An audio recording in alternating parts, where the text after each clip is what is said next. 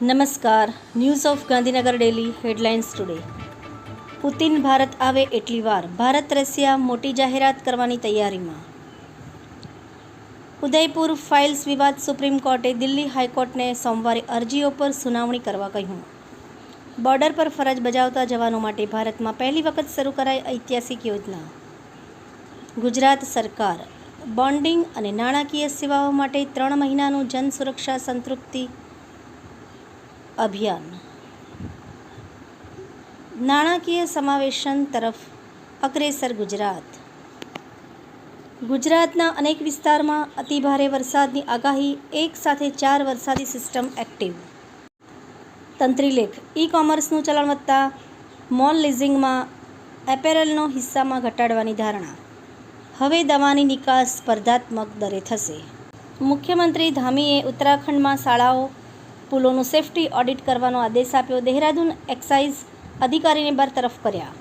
દિલ્હીમાં ફડણવીસ અમિત શાહને મળ્યા. મહારાષ્ટ્ર મંત્રીમંડળ ટૂંક સમયમાં ફેરબદલની શક્યતા. રાષ્ટ્રપતિ દ્રૌપદી મુર્મુએ કાર્યાલયમાં 3 વર્ષ પૂર્ણ કર્યા. રાષ્ટ્રપતિ ભવન ખાતે વિવિધ પહેલો શરૂ કરી.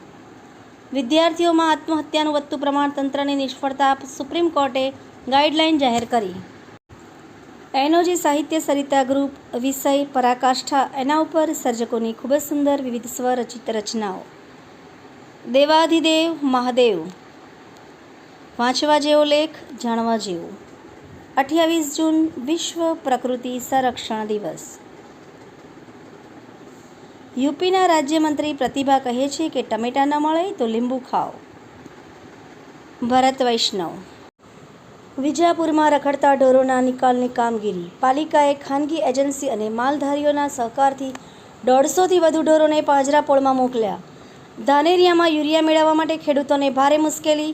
જ્યાં ગાડી આવે ત્યાં ખેડૂતોની કતારો. અરવલ્લી જિલ્લાને મળી અદ્યતન સુવિધાયુક્ત મોબાઈલ મેડિકલ વાન. પાટણ ડેપોની બસ પલટી. કારને બચાવવા જતા ડ્રાઈવરે બ્રેક મારતા બસ પલટી ખાધી.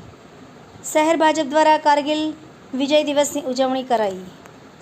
ગેરરીતિની ફરિયાદોના પગલે જનસેવા કેન્દ્રનો સમગ્ર સ્ટાફ બદલી નખાયો.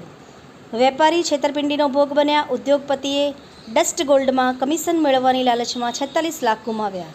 દહેગામના ગમીજ રોડ પર એક્ટિવા પરથી પડતા મહિલાને માથામાં ઈજા થતાં મોત. આભાર મીનાક્ષી રાવલ, ગાંધીનગર. ન્યૂઝ ઓફ ગાંધીનગર દૈનિક જન ફરિયાદ ન્યૂઝ.